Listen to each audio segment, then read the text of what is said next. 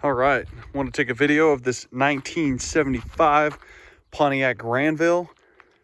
Show you some things that you can't really see if you're just looking at it in the pictures or just reading the description. I want to talk about some things on the interior, the exterior, and kind of how it runs and how it drives. For the interior, I love the interior of this car. It is comfortable.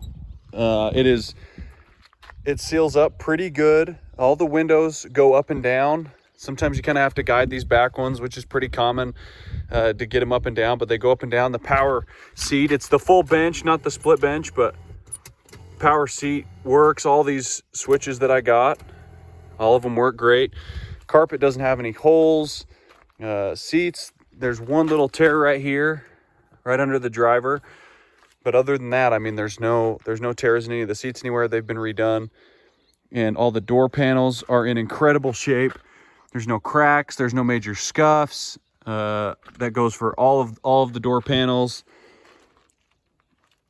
All the electrical works here, and then up on the dash as well. There's no cracks, there's no chunks taken out. Even up through all of our dash, I mean, the gauges are clean, they work. The clock kind of comes on and off, but like this trim, this chrome trim is just in awesome shape. It's not scratched up. It all looks good. The radio has got decent sound. The top's down right now, so nothing impressive, but it's got decent sound to it. And so the interior, really, I am so impressed with the interior of this car. It's so comfortable. It's everything that it should be. You know, this one little tear under where I'm sitting is about the only defect that I can think of on the inside of this car. It is awesome. Okay, so now for some of our stuff with the motor and with the transmission. I'll fire her up. You can see how it runs. Jumps right on it. It's got the 400 in it.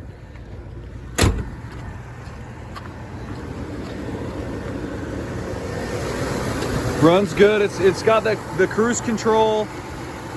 I drove it home on the freeway and thought that I was doing 80 to 85, and the person who was following me said that in reality I was going actually about 90. The speedometer was showing a little slower than it actually was, but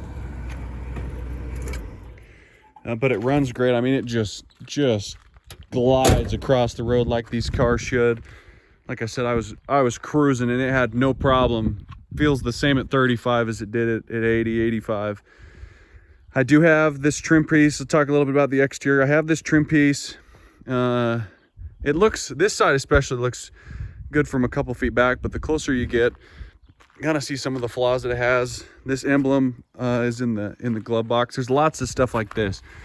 Little paint chips on this exterior. Nothing major really. I mean, the wheel wells look okay. Some of these little kind of beading paint chips, pinstripes look good. There's no dings or anything that I see on this side. I mean, it's straight, it looks good. On the back here, there's this surface rust, but it's all surface. It sand right off, paint over it, get it straightened up.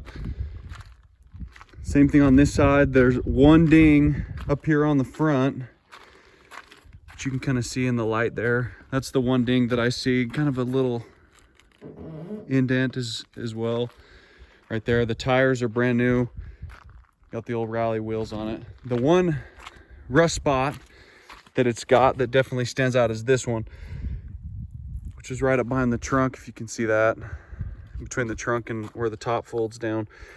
It's not, I mean, it's definitely beyond what I would call surface rust, like back here.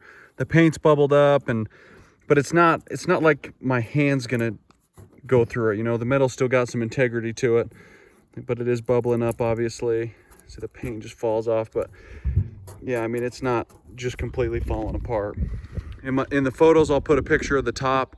It's got a little rip in the backside, and then the glass has been broken out, but the top goes up on its own. Doesn't need guided up or anything. It just rolls right up. So overall, I've loved driving this car.